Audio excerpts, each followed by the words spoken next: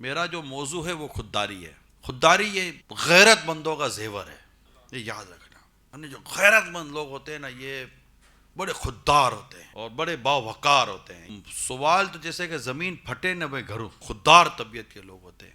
تو میری سب سے پہلی درخواست یہ ہے، اپنی طبیعتوں میں ہمیں خودداری پیدا کرنی چاہیے. خودداری کے ساتھ ساتھ غیرت، ایک حمیت اور ایک عزیمت کا جذبہ ہونا چاہیے. میں عرض کرتا ہوں، سم ٹائم ہمیں آفرز ہوتی ہیں اور ہم جیسے ہی کو آفر ہوتی ہے نا، ہم فوراً ہاتھ بڑھا کر لے لیتے ہیں. اس نے دیا، آپ نے لے لیا، ٹھیک ہے، اس پہ کوئی کلام شاید اتنا نہ ہو سکے، لیکن آپ رکیں. جو کچھ کہہ رہا ہوں موقع محل کے حساب سے ہوتا ہے، ٹھیک ہے، رکیں.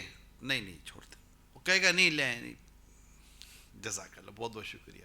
یہ بھی نہ کہے کہ مجھے حاجت نہیں ہے. بعض اوقات حاجت ہوتی ہے، جو دے رہا ہے اس کی حاجت ہے، لیکن فوراً پکڑ لینا جو ہے نا، یہ اتنی زیادہ اتنی پسندیدہ نہیں ہے.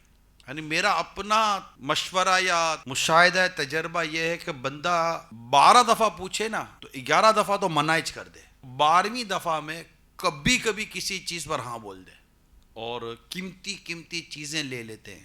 حالانکہ یہ بات ہمیں واضح طور پر کہی گئی ہے کہ ہم اپنے ماتحت سے تحفہ نہیں لے سکتے.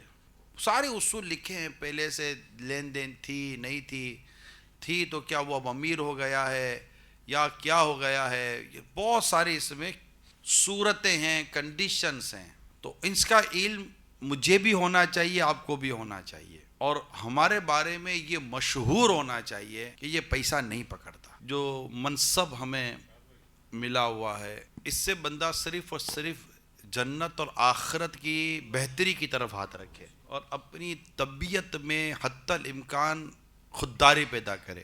کاروبار ہمیں کرنا ہوتا ہے. اچھا، اگر کوئی اجارے پر ہے بھی تو کاروبار نہیں کر سکتا، ایسا نہیں ہے. جہاں شرعاً اسے اجارے کے اوقات کے بعد اپنے کام کاج کاروبار کرنے کی جہاں شریعت نے اجازت دی ہے، وہاں تنظیم کیوں منع کرے گی آپ کو؟ لیکن کیا کاروبار، کون سا کاروبار، کس طرح کا کاروبار؟ اس کاروبار کا تعلق میرے منصب اور میری شہرت سے ہے یا اس کاروبار کا تعلق محض کاروبار سے ہے؟ اگر یہ منصب اور یہ شہرت اور یہ عزت میرے پاس نہ ہوتی تو کیا میرا یہ کاروبار چلتا اور جمتا؟ یہ صرف ایک سوالات ہیں. یہ کرنا نہ کرنا میں اس کی اتنی وہ تے میں یا اس کی میں اتنی پچ میں نہیں جاتا.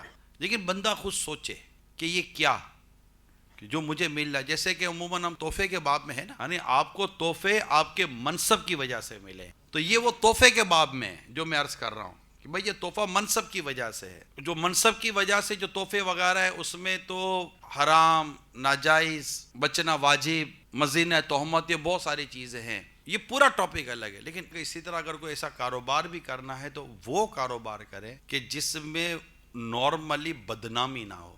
بعض اوقات ایسے کاروبار ہوتے ہیں جن میں خود لوگ کہتے ہیں کہ یار یہ تنظیم کی ذمہ داری کو کیش کروا رہا ہے. میں اس کے کاروبار کرنے کون سا کرنا ہے میں اس کی بحث میں نہیں جاتا. صرف اور صرف آپ کے سامنے ایک ذمہ داری کے حوالے سے ایک سوچ کریٹ کرنا چاہتا ہوں.